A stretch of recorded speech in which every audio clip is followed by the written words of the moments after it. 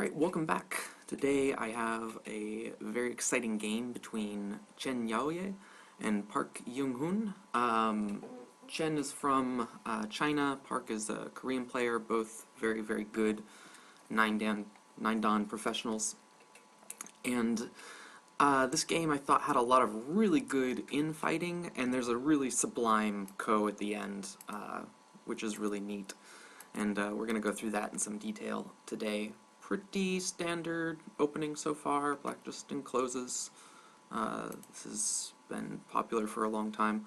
White comes from the inside to reduce, the framework potential on the right side.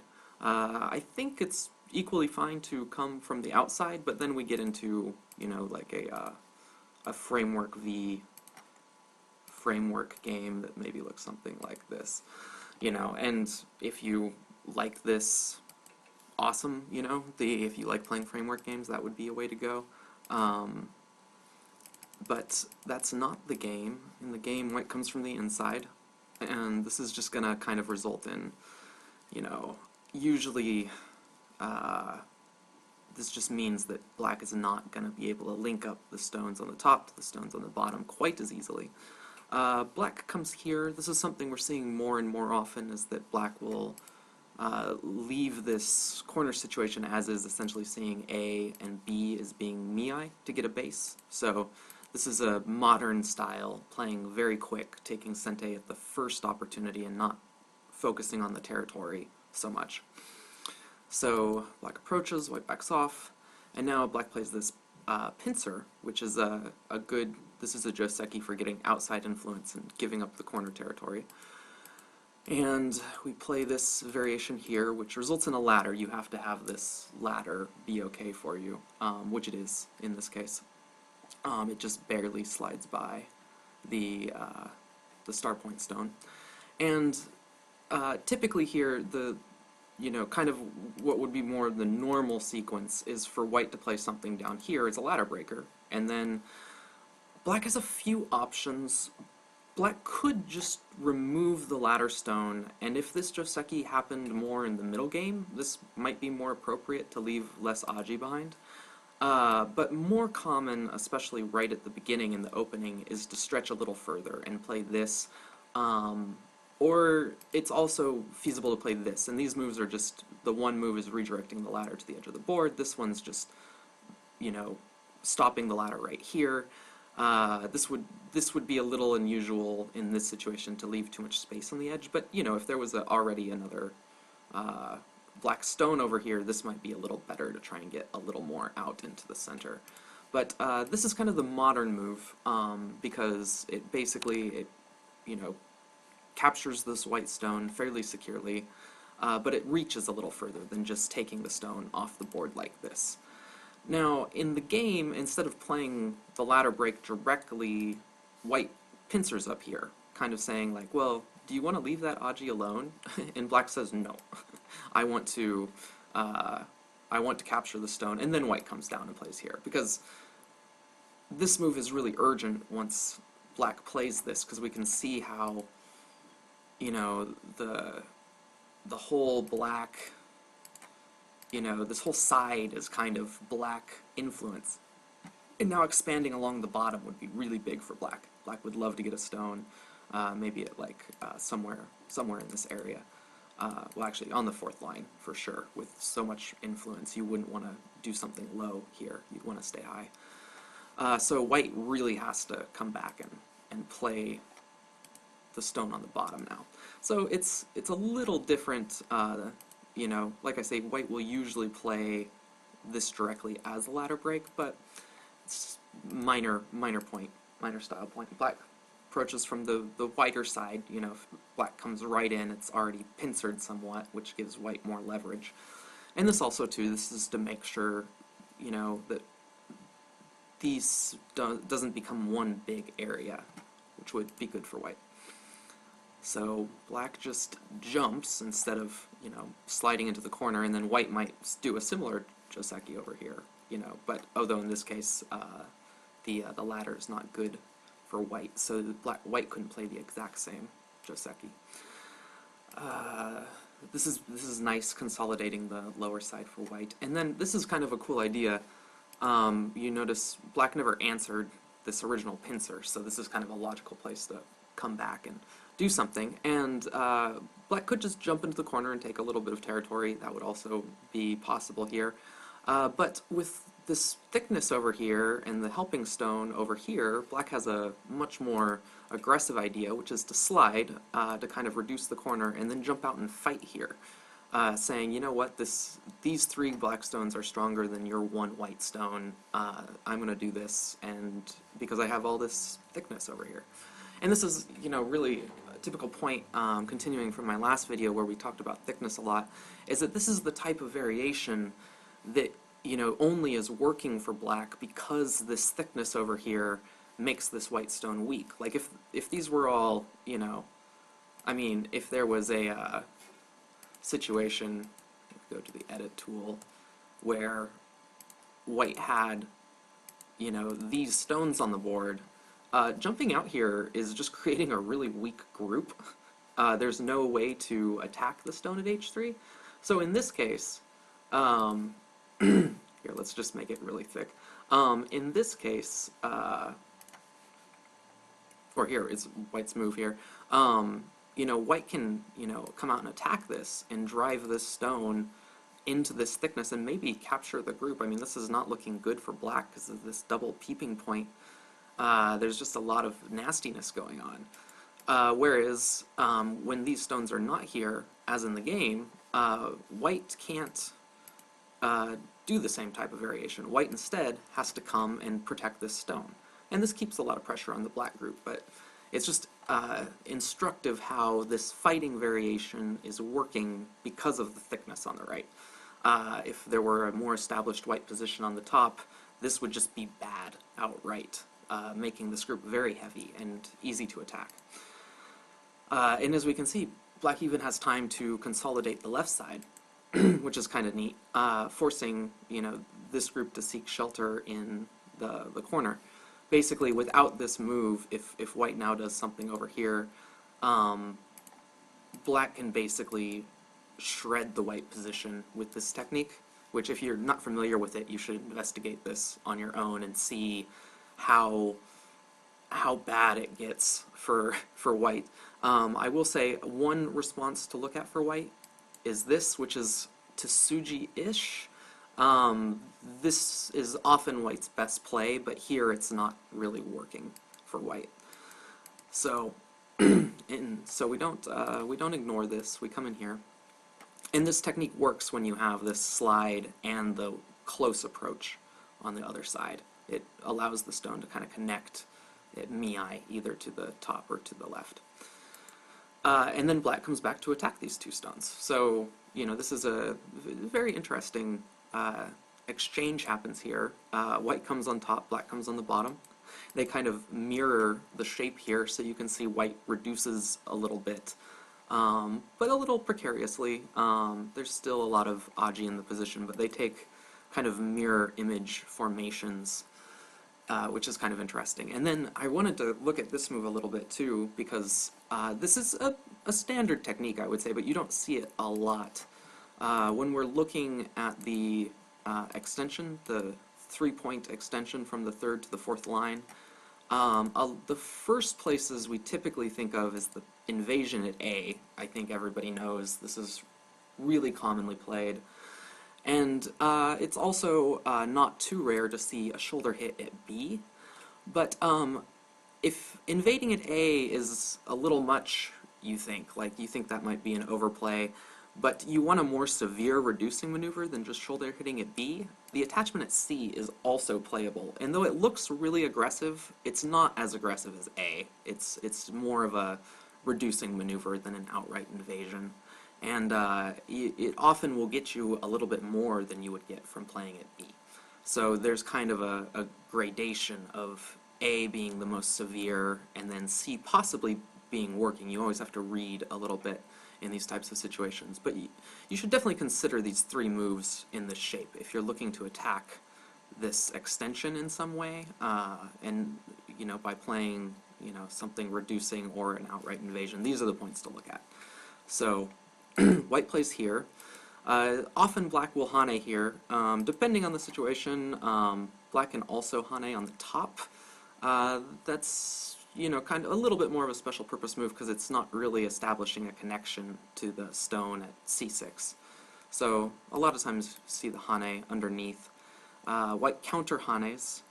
And then whenever you're looking at the counter hane, you usually have to look at ladders, specifically whether this ladder works right here, which in this case it is working for white, but also in case black can also break that ladder by playing here, and then we potentially have this ladder, which is also good for white.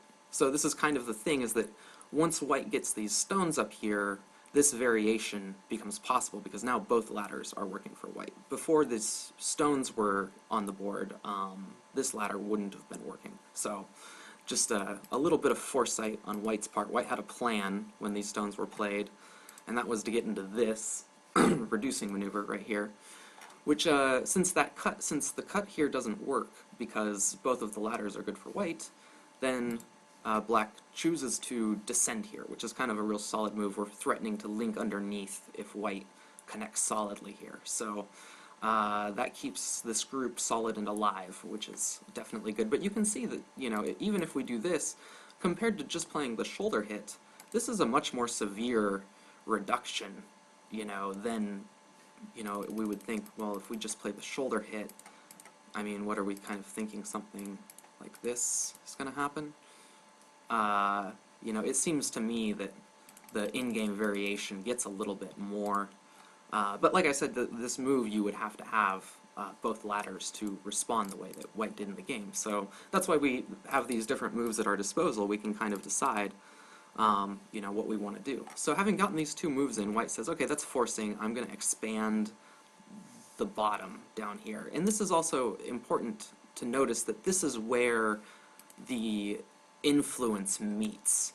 Like, black has this influence all up here, white has this influence all through here. This is kind of the juncture point of the two frameworks. So this is a really big point. Both sides would be really happy to play here, and white gets it in. And so black reduces from the left side, because white expanded the framework on the bottom, so black moves to reduce. And then white takes, or well, not 100% takes the corner, but more or less takes the corner by kicking. And then when black descends here, white just comes up, and you can see white's not attaching any importance to this one stone here. See, now with these black jump and descent, if we just connect here in black turns, this group looks weak. Like it's just going to get attacked, you know, one way or another. Actually, it might be better to come here to threaten the invasion at h3. And even just getting this stone and coming down here is good compensation for the attack, because now these three stones in the corner being undermined on the left look really thin, and white's going to have to scramble a little bit, and then black can come back and attack this group some more. So that's not good. So instead of connecting or anything, white just extends out, and black plays, white extends out again, and now black's a little worried about this wedge right here, because if white cuts off this stone, that really expands the framework, the territorial framework on the bottom. So black plays this move here, which is, you know, black would be overjoyed if white connected to save this one stone and destroy 4 points of territory in Gote. Unfortunately, white's a professional and it won't do that.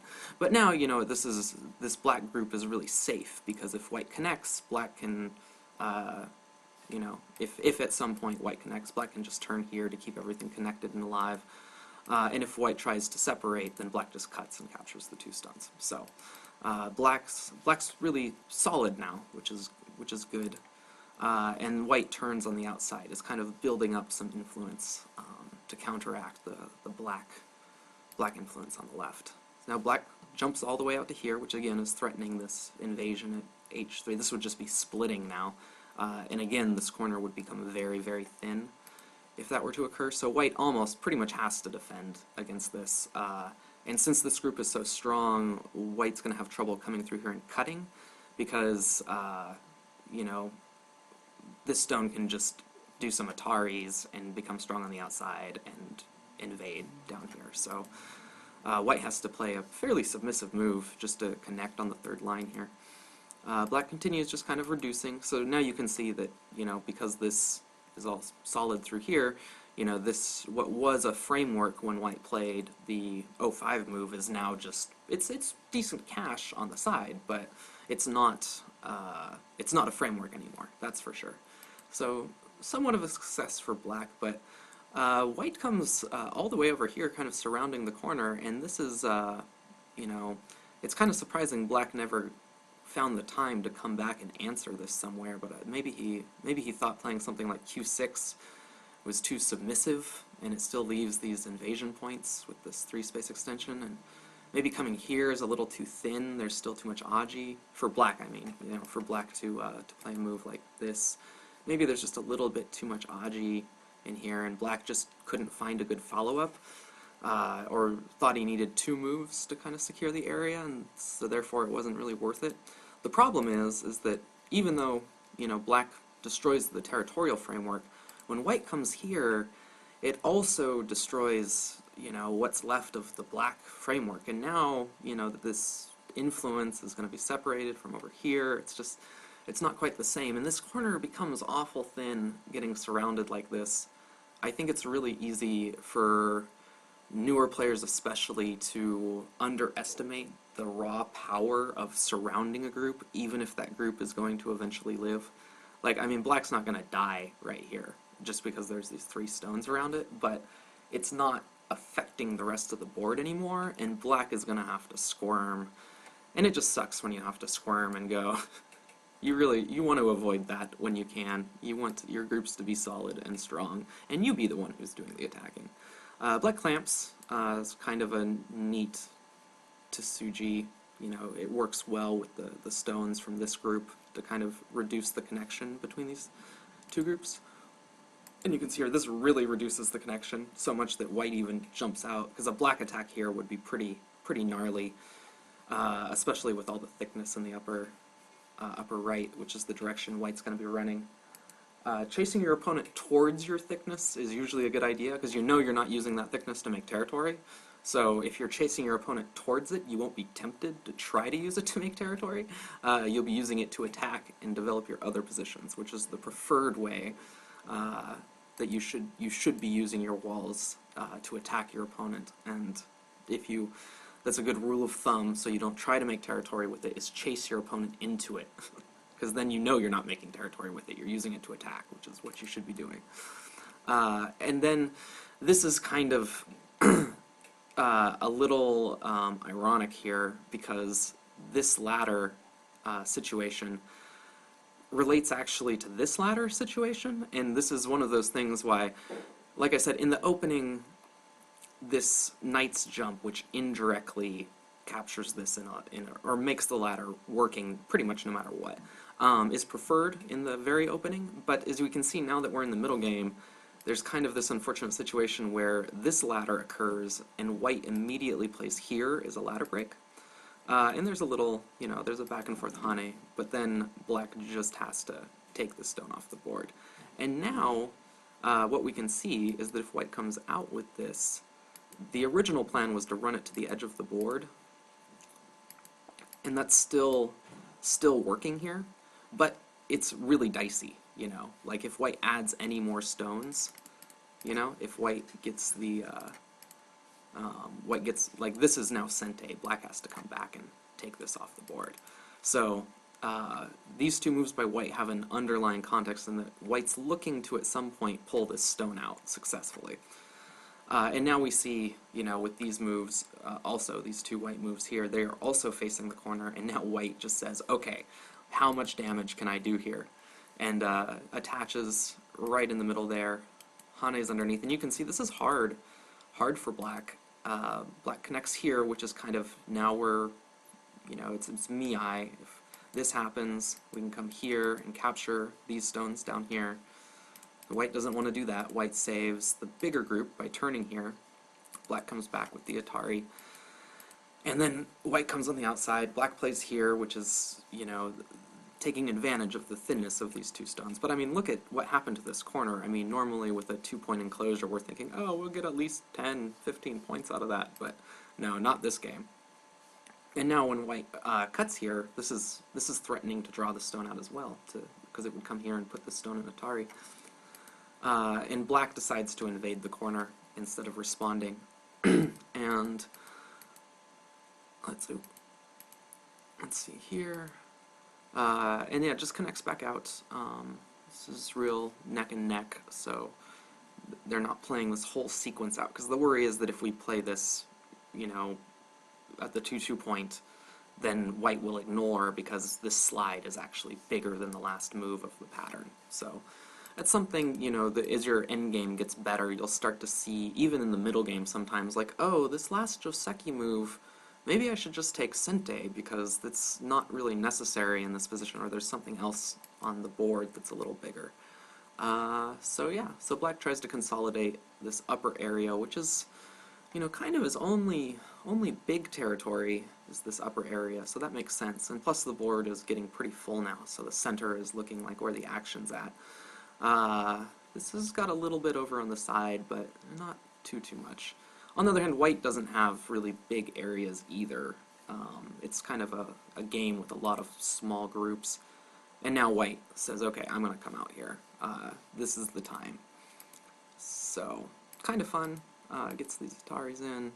Black captures the stone down here because now you realize that when the white stone comes out, that these 3 stones are no longer connected, so they have to live somehow.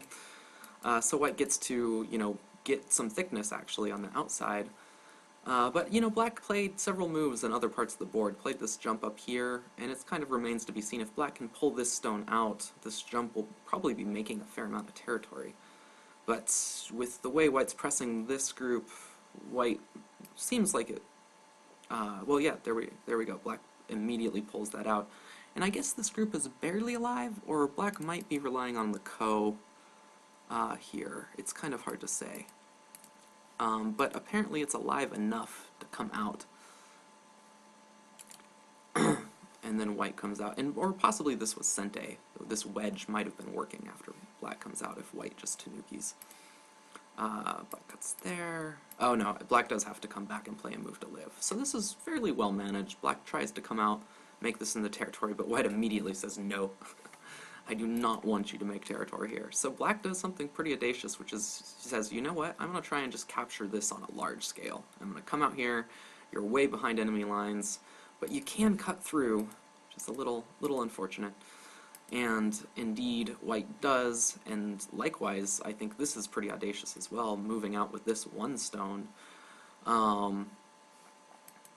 Seems kind of tricky, but because black has to answer here, what happens is white just treats that as a forcing move, because directly connecting here and letting black jump there doesn't seem like it's probably going to be working. But yeah, it's kind of a near thing. Black comes here, captures the stone on the outside, and then black comes back to jump here. And this is kind of important because it's not clear that this white group will live if this stone isn't captured. So white has to play a move in the corner now, but black got a move on the outside, white had to play on the inside. It's kind of a forcing exchange. Black comes down here, and I mean, you know, it's a pretty dynamic game so far, and it's just interesting, you know, there's a lot of changes of possession, like, you know, black eventually got into this corner, and, you know, on kind of a high level, like, you know, there's still some fighting that's going to happen, but this is really kind of even already in endgame, you know, the way that they're playing these moves, it's very much a point-based calculation where they're playing right now. And, you know, that's something that takes a lot of practice to get good at, and it's best to just practice. So here we can see, you know, black descends down here, and white says, okay, that permits the monkey jump, but this is bigger. And the reason that white thinks this is bigger is that now there's this follow-up, and if black ignores this to do another thing in the center, then white gets to start this Ko. And black captures it first, But white's not really risking anything in this ko, because, I mean, the worst that happens to white is white plays a, ineffective ko threat. Black captures here, and white doesn't even have to respond, because, white will just keep doing whatever, because this is gote.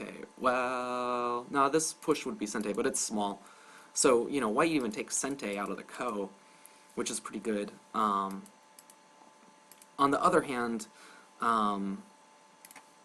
black is potentially losing 5 stones, which would be 10 points, plus these points down here. So this is a 12-point gain for white if white wins, and kind of like a 1 or 2 point gain for black if black wins. So this ko is a really nasty leftover potential, and I think that basically the game was really close, and, at this point, white still needs the hane to threaten the ko. But what we'll see is that eventually white will get that hane in, and black will never find the time to come back, and black gets into trouble with that ko at the end of the game. So here, black does the monkey jump. And this is kind of funny. I'm not sure if this was a time suji or not, because black just plays one move of the monkey jump and then goes back to doing other things. And then in a few moves you'll see this happen again. But the thing is that the monkey jump is usually sente, but black kind of mistimes this a little bit, I think, and I'll show you why in a second. So we get into this. This is not a very serious ko, because you can see there's no follow-up. Like if there were a black stone here and the threat was to capture here, then maybe white would be concerned. And if white captures it and connects, it doesn't really gain anything for white either. So now after this move, if white starts it, now white's threatening to capture here, which is bigger. So this is a little bit more intense. If black doesn't want to fight this now, black would connect, but it's getting a little bigger that way. But it's not what happens. Black jumps out here. White Atari's down here. This is kind of, this group is just barely alive, but it's alive. It's all good. Atari, white starts the ko to get out of the Atari. That comes back with the monkey jump, which is pretty good. And then white just connects. Black connects here. They're just kind of like, oh, there's a lot of infighting. But this is, peeping at the cutting point, so it's definitely sente. And then, this is kind of where I think maybe, black is, I feel like black is a little bit behind.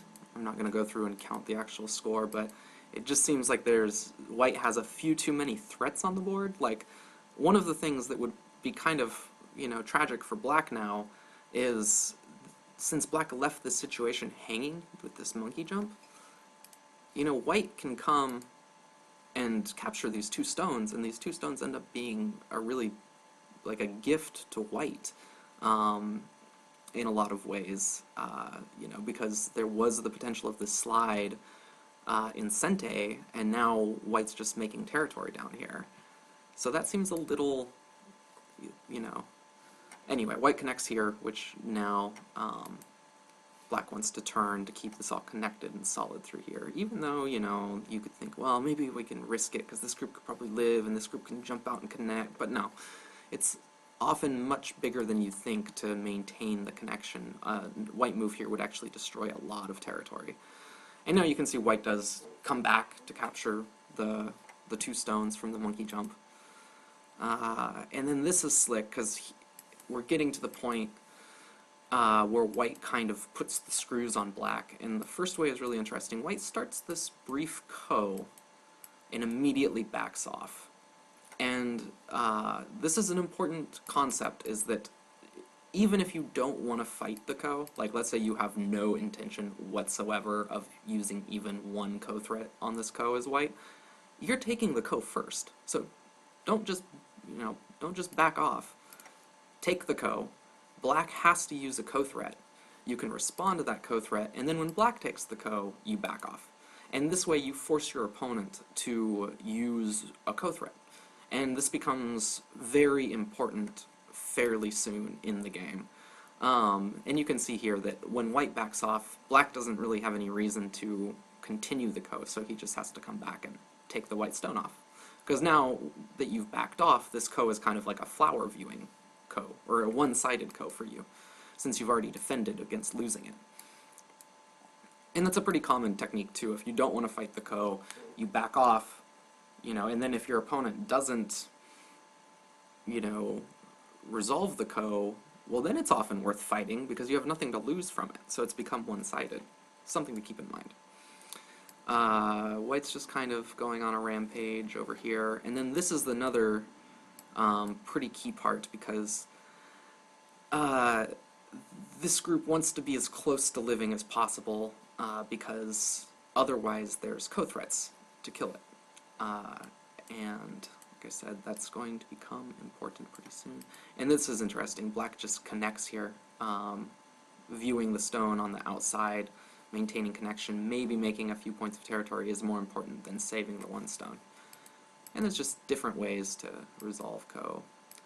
We get the Hane, and now we see here white Hane is here, thinking this is going to be Sente. Black is now inviting the ko, because we would think, okay, black can just come back here now. This isn't going to be a thing.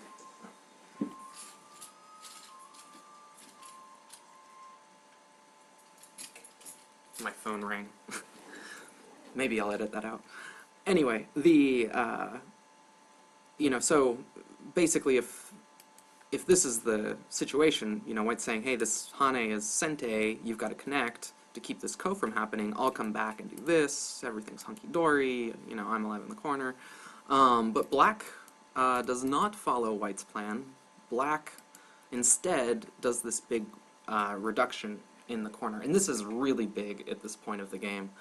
And this is why I say I suspect black is behind by just a little bit, because this black is kind of gambling on being able to win this ko with minimal damage. Because essentially black's exchanging fighting the ko for getting this reduction in.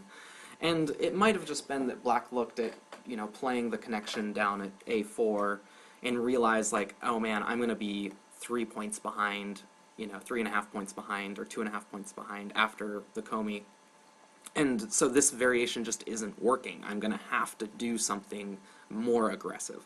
And a lot of professional decision making is kind of drawn by just looking at a variation, counting the score, and seeing if it gives them the lead or not. And if it doesn't, then they play the more aggressive, riskier move without even reading out all the variations, just because they know if they don't play the more aggressive move, they're going to lose. And this is why learning how to count is really important. Even if you're only counting, 2 or 3 times a game, that will really improve your strategic vision, because, like, sometimes it's not obvious looking at the board who is ahead until you actually start counting. And then if you realize, oh man, I'm 20 points ahead, I'm not going to invade there. That invasion is totally unnecessary. I can give him that territory and still be 20 points ahead. That alters your game for the better. And that's an important part of becoming stronger. So, black comes in, white does what white needs to do, which is, stay alive up here. And, again, black comes here instead of resolving the ko potential, which, like I say, I'm kind of assuming that black has to. That's not really like a choice for black because of the board situation. So they're really going all out. And then this white reinforcement is important because it eliminates a lot of ko threats for black to kill this group in the corner. So I think white is kind of gearing up for this ko.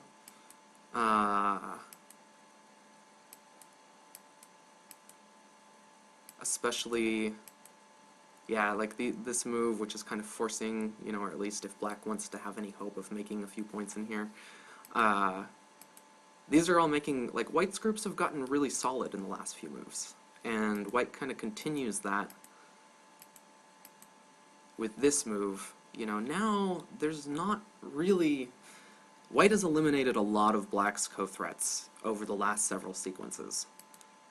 And, again with playing this forcing move, now black can't threaten to come further in.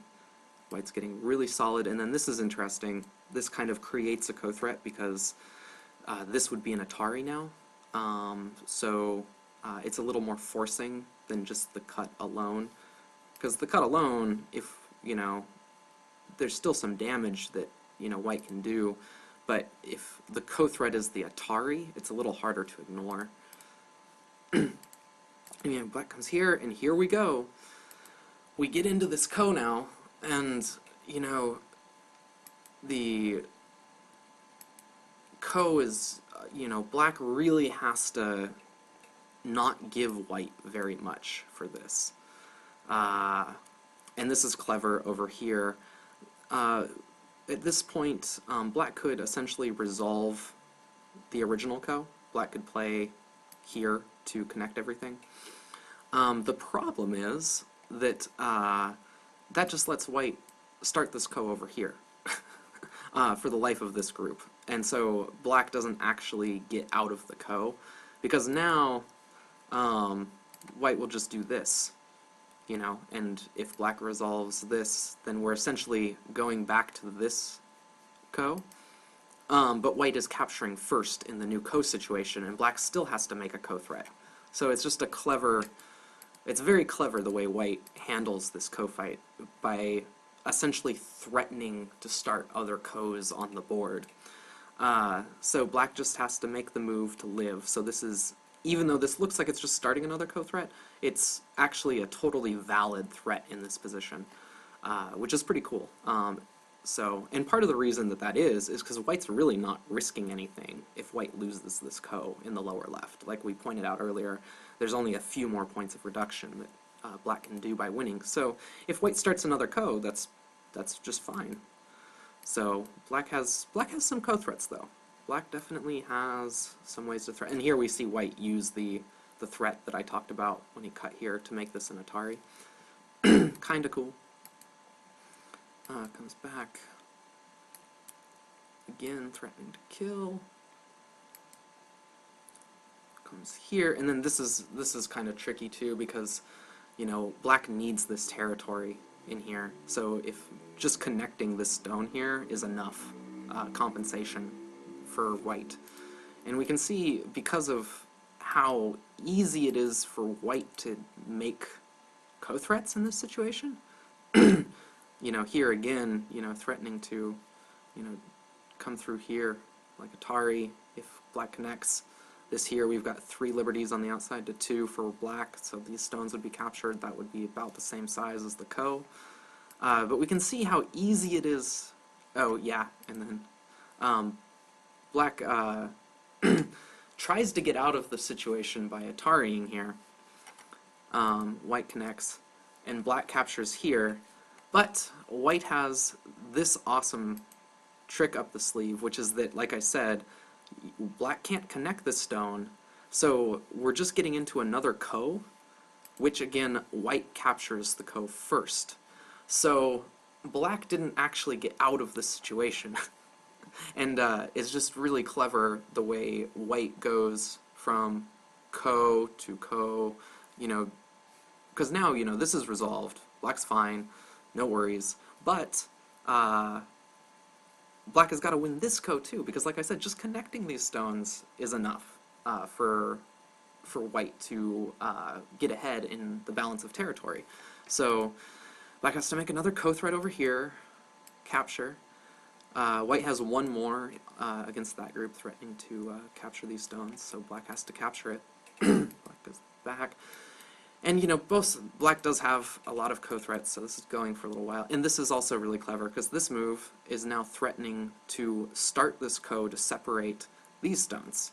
So this is, a lot of times, a move that just threatens to start another ko is not actually working as a ko-threat, but it is in this case.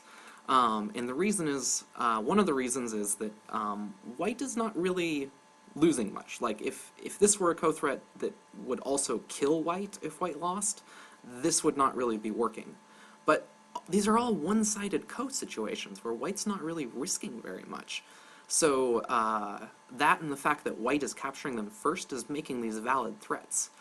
And that's why you always have to look at, what stands to be gained or lost by each side, because these are all really one-sided in white's favor. Like, before this ko started, white was not connected to these stones. And if white loses this ko, it's just back to situation that it was before the ko. So white's not really putting anything at risk positionally. Whereas black needs to win this ko. And it would be the same thing over here, it's white's not, if black lets this switch over to this ko over here, like we could see a situation here where black could say, okay, fine, maybe this is a few points smaller. I'd rather fight this slightly smaller ko. We come to this position, even if, black does something and white doesn't have to,